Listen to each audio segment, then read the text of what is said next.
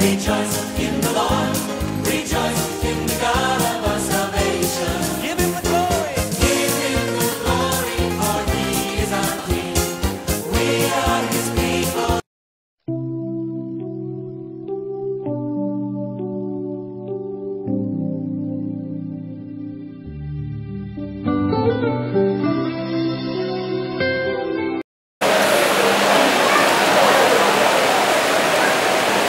Il a dit Salomon offrit 3 fois dans l'année des holocaustes et des actions de grâce sur l'autel qu'il avait bâti à l'Éternel.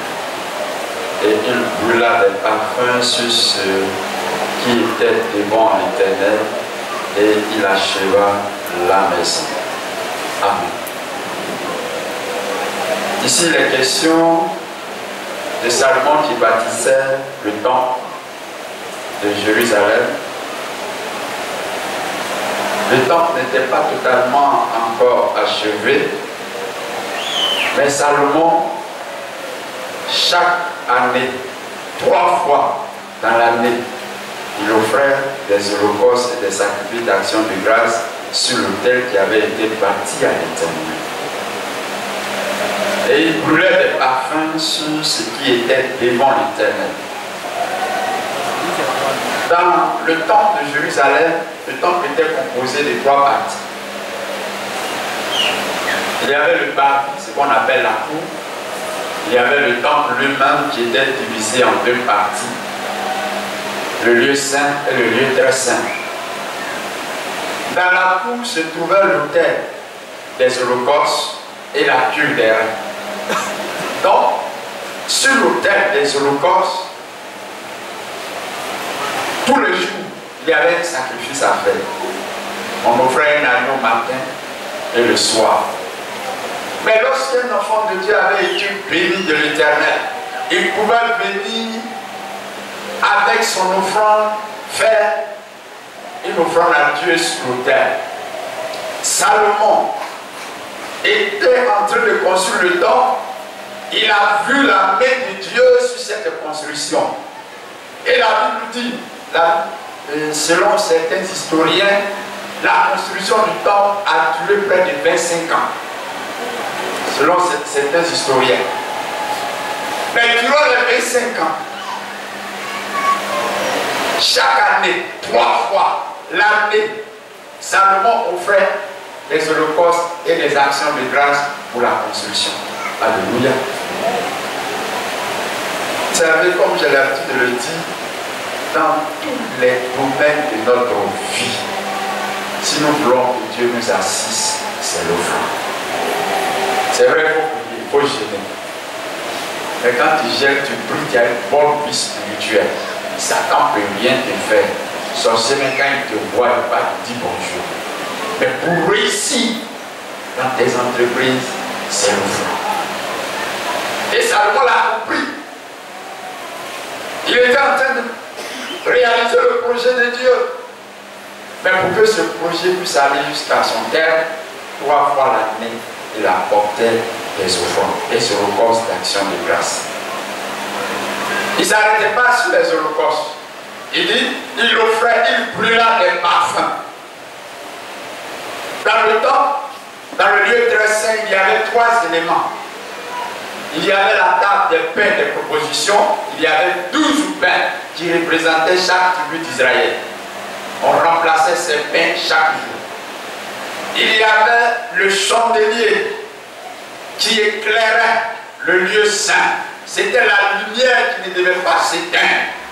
Le pain, symbole de la présence de Dieu. Le pain, symbole de l'œuvre de la croix qui n'était pas encore accomplie. Le chandelier, symbole de la présence de Dieu par le Saint-Esprit pour éclairer son église, mais qui n'était pas encore accompli. Et puis, il y avait l'autel des parfums. Sur l'autel des parfums, matin et soir, on brûlait un parfum spécial.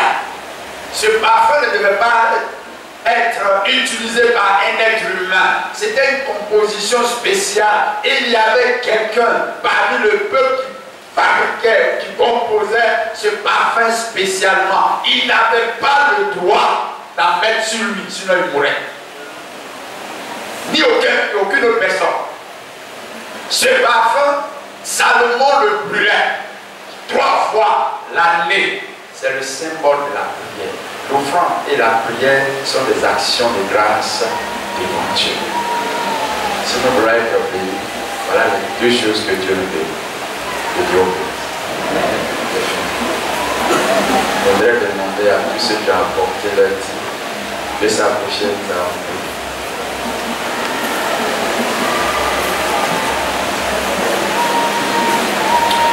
Accepte mon offrande, bien-aimé Fils de Dieu, et que sur moi descende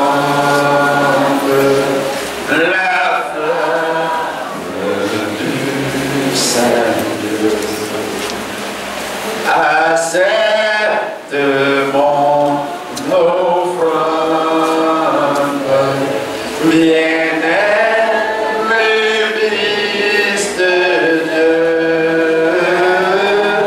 et que sur moi descende la flamme du Seigneur.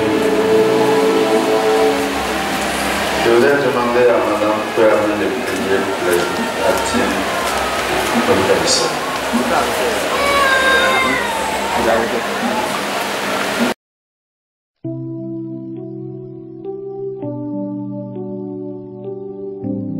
Les premiers à crier, mais les grands absents, c'est je vous le dis, ce que vous faites là, ils vont vous faire la même chose. J'étais à Bobo. Il y avait une soeur, quand on fait mariage, elle n'a jamais le temps. Et puis Dieu a fait grâce. Comme Dieu est bon, Dieu a donné un fiancé. Et Dieu est très bon. Le fiancé est allé la doter. Dieu est très très bon.